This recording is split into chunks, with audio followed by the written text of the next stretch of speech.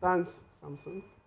Thanks, my brothers, for all the submissions. I'm a little bit under the weather, so just understand me.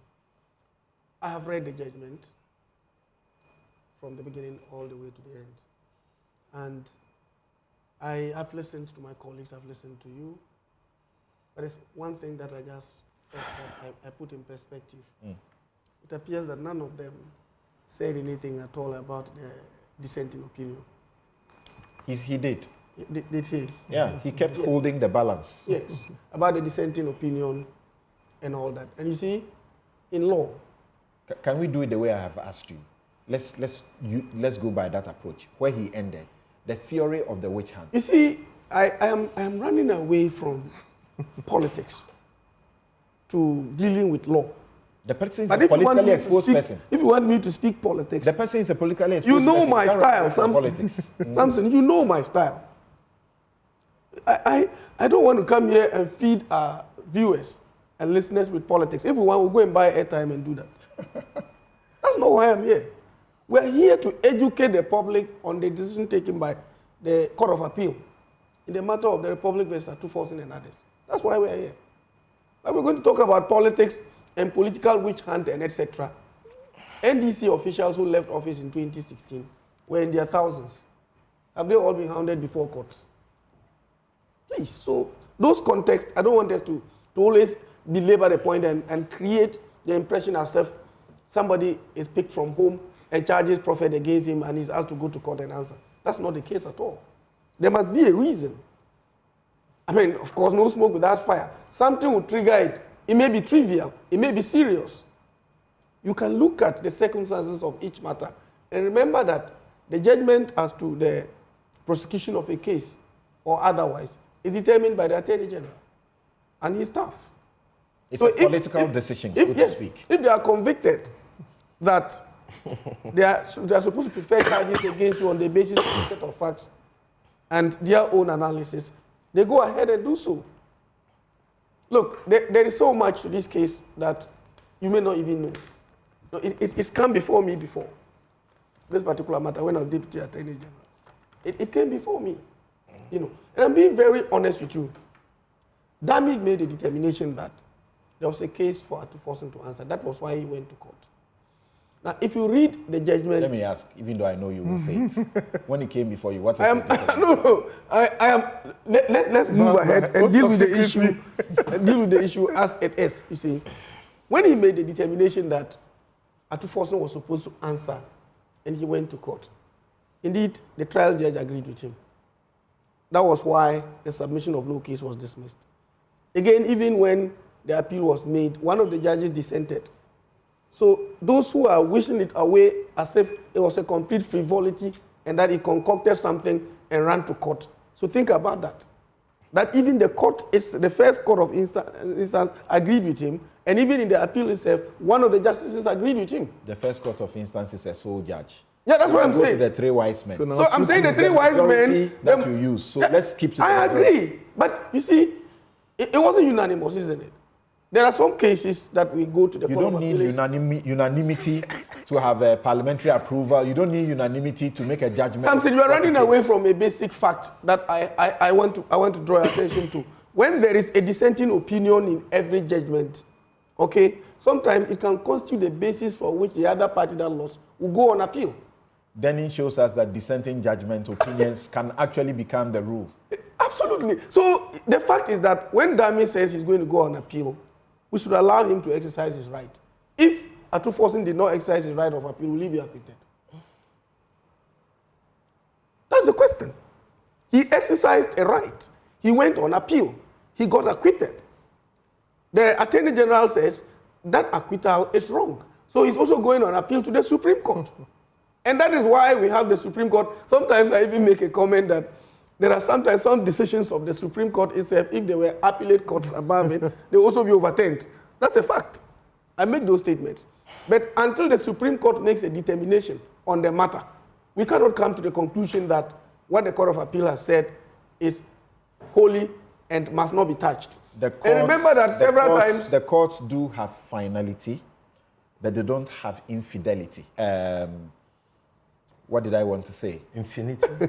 No, I know. What they say is not the last. Yes. I understand what you're talking about. Whatever decisions are churned out by the courts, we still have the right to criticize it. You know, as we can run commentary and then proffer our opinions. And remember that even if you read the judgment, he kept saying it. In his opinion, that's his opinion that is actually enunciated. So what I'm saying is that to wish it away completely and say that there was no substance in it, it was a political witch hunt, and etc., is below the belt because of the circumstances from the trial court through to the Court of Appeal and the decision that has been taken. I wanted to say, they do have finality, but not infallibility. Of course. Yeah, not infallibility. Of course, infallibility is not attributable to man anyway. Correct. I mean, because we are all fallible as we do. We err as we do, and we learn every day anyway. So to come to the conclusion, as we want to portray, that everything right from the beginning had been frivolous and it was like a set of facts brought together to persecute him for his vociferous nature. In fact, there are more vociferous persons in the NDC than the Honorable Ato Forson. Let's stay within the four walls of the judgment now, because that's what you want to do. Absolutely. I'm not going out of it. Since you want to do that, the majority opinion, what do you say? It says, you went attacking a person you shouldn't have attacked. Yes, I have. And that there is no basis whatsoever in law to have attacked that person. Let me tell you, their position is defensible. But it doesn't necessarily mean that I agree with them. But it is defensible. As a lawyer, you're a senior lawyer with almost 16, 17 years at the bar, correct? Yes. Is it 17? 16. 16 years at the bar. Yeah. When you hear what they say, the law of principal and agent, when the agent commits sins, who is fixed with liability for the sins of the agent? No, but generally, who is fixed with the principal? Thank you. So that's what they have told you. Yes. Then they tell you in this case also that, so it is BC you should have gone for and not the agent. So which you just confirm, you agree with. Then they tell you also that the Ministry of Finance could not have ensured the payment. To have the payment made, it is the Ministry of Health that would have said, okay, on the basis of the LC, which has conditions, the conditions are that Big C must fulfill A, B, C, D. Big C has fulfilled A, B, C, D. Please go ahead and pay.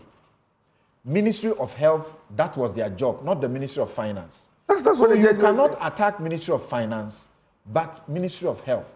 Do you agree or you don't? You see, what I will agree with that to a certain extent only is that I think that the prosecution of the persons who are there now and who made the appeal and won the appeal, there should have been other persons added to them.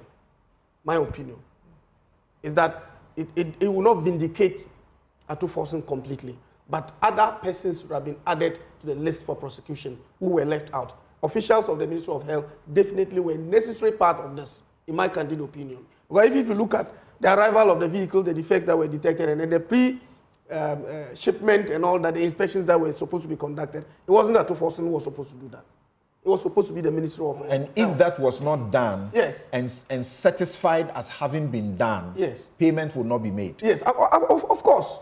So it means that some people in the ministry there were supposed to answer clearly. So I think the list of accused persons were not exhaustive enough. So why was it wasn't exhaustive? Nolly Prosecutor entered against the chief director. I think he was very sick and just could not avail himself to stand trial. Okay. You know, but there were more other persons in the ministry there who ought to have been, whose roles, as far as it relates to inspection of the vehicles and etc., ought to have been done that they didn't do. So now step down. Yes. Some people in the Ministry of Health ought to be held accountable, as far as you are concerned. So you agree. Now, will there even be a liability when the Ministry of Health agrees with Big C that, look, the defects we brought to your attention, you, Big C, you say that we should have come to wherever it was to inspect. We waited for it to come to Ghana. You have already shipped them. And now we agree. We are going to rectify the effects. Ministry of Health says, I agree with you. We'll rectify the defects. Then the Big C ships to you what you require to rectify the defect. You haven't done that. Is there liability in the first place? No, first of all, where all the ambulances supplied. This is in respect of the 30. Yeah, that's what I'm for saying. which there was a payment of 2.37 million. Hold on. The 3 point, I think the entire amount was about 3 point something million. 15.8. Yes. So the fundamental question we should be asking ourselves at this stage is, what was supplied? Was it commensurate with the amount of money that was paid? That's the first question we should ask. More valuable. If it wasn't, then there was a level of loss that was occasioned, clearly. And I'm saying that if a level of loss was actually occurred, and you're talking about shipment of items and etc. by the principal party to Ghana to remedy the defects, and that one will bring us to some civil liability and etc. and not criminal consequences. But the criminal consequences are basically as a result of the fact that the conduct by the judgment of the Attorney General had led to losses to the state, which ought to have been presented. And hold on. The Attorney General also, his argument from day one has been that whatever triggered all these processes and circumstances and leading us to where we are was that letter that was written by Ato Forsen. Exactly, that's his point. That is his point. It's right from day one. Yeah. He says that if that letter of credit was not written for the letter of credit to be issued, the irrevocable letter of credit to be issued, we will not even be where we are. Do you think that's a good argument to make? He's looking at the root. No, let's stay He's there. looking at the root. No, let's stay there. Do you agree with that kind of argument? That, but for the issuance of the request for the letter of credit, yes, payment would not have the happened? contract itself would not have even been executed because it's a condition precedent. No. It would not have been executed. The letter of credit. Yes. It's a guarantee. We all agree. Yes.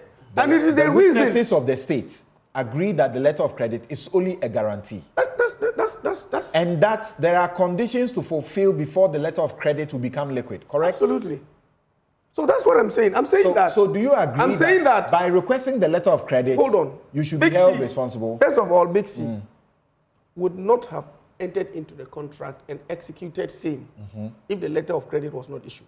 The contract was The contract was That is the fundamental. I'm talking about the credit was done. If the letter, please, Sammy. Okay. You see, I want us to be civil. You know, when you started from the beginning to the end, I never interrupted even a second. Sorry.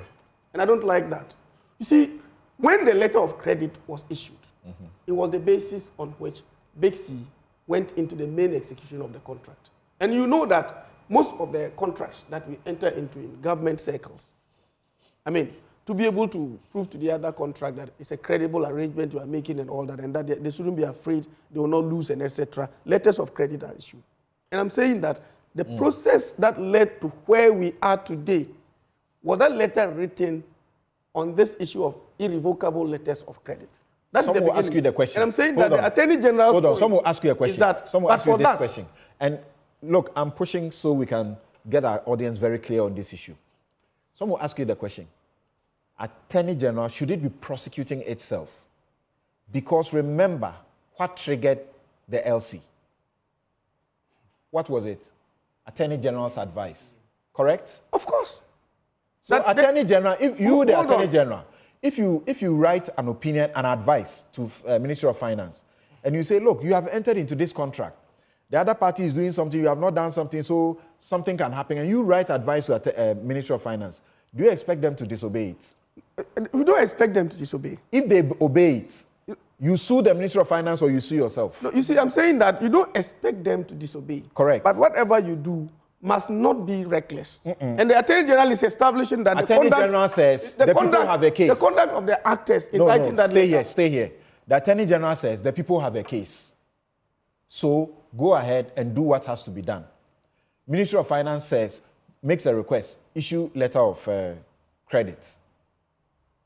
So where did it originate? Did it originate from the Ministry of Finance or the Attorney General? All right, so the other question you should be asked yourself is, the Attorney General does not so motu issue those instructions. You are not answering my question. I'm saying the Attorney General does not so motu issue those things. Somebody has to trigger it. Okay. The Attorney General. You have to actually elevate it to that level before you get that response that comes. So the question we should ask further is, how did the Attorney General get seized with that information that led them to that advice that they gave? Okay. That's a fundamental So question. I asked Otherwise, that question. you narrowly limit it to the fact that the Attorney General proffered advice. I asked that question. Was it acting in as a respect busy, of your busy argument? body? Was it acting as a In respect of your argument about tracing liability to the initiator? Yeah. That's why I asked that question. So you and I'm saying that you are my lawyer. You are my lawyer. I think you are missing. Then you have given me advice you are missing, that I should do something. The point. I do the thing, and you come and say I should be held responsible. I'm saying you are missing the point. I'm saying that the point that is being made by the Attorney General, you may not agree with him, but that is his point. That the originator of that letter that led to the LC is the cause of the whole conundrum. I'm saying you may not agree with him. Who advised? Who advised? Who advised? It's the Attorney General who advises. And I'm saying that is his case. You may not agree with him, but that's the point he's putting across. Firstly, in fact, if you listen to Godfrey Dami from the beginning all the way to now, even the day before yesterday and yesterday when I was listening to him, it is very clear in his mind that the reason why he's pursuing this matter is because of the origin of that letter that led to the LC that was established. Do you believe that's the case? Do you believe there's opportunity for civil recovery if there's something like that? No, but you see, that one is subject to the Limitations Act. And my brother has stated it. And if you look at the time, unless certain concrete steps were taken and certain processes were initiated that did not allow you to sleep over your right to allow limitations to catch up with you and etc. If you go to court, you'll be thrown out. You know, that's one of the problems that we have in this particular matter. But as I said, you spoke about seeing some civil liability. Yes. Rather than criminal liability. Yes, at the beginning, I made that point. So we have lost it. I still stand by it, but I'm talking about the timelines. So we have lost it as a state. Of course. And that is why the Attorney General says, look, once the Court of First Instance had agreed with me, the Court of Second Instance says no, I'll go to the Supreme Court. If they agree with why do we waste the state's money to go to the Supreme Court again after how many years when you, sitting from where you sit, with all this benefit, believe that it is more of civil than criminal liability? No, you see, what I have said, if you understood me from the beginning, I'm saying that, yes, there are elements of it, very large elements of it, that we could have initiated civil processes if we were interested in recovering money. Okay. There's no doubt about it. But I'm saying that does not also derogate from the fact that we're criminal. And remember, Samson, just a last bit of it. All right. Look at the amount of money that was paid to Jakpa. I think about 700,000 euros. If you calculate it percentage-wise, 28% of the contract sum. How much was the profit margin that 28% of the entire contract sum was paid to somebody? That's a reckless conduct on the part of the arrangement. It means that it was just an arrangement to cause loss to this state. Because if you look at the whole arrangement, if 700,000 could be paid to one person in the circumstances that it was done as just an agent and not the principal, then God save us. Right. So now let's come here.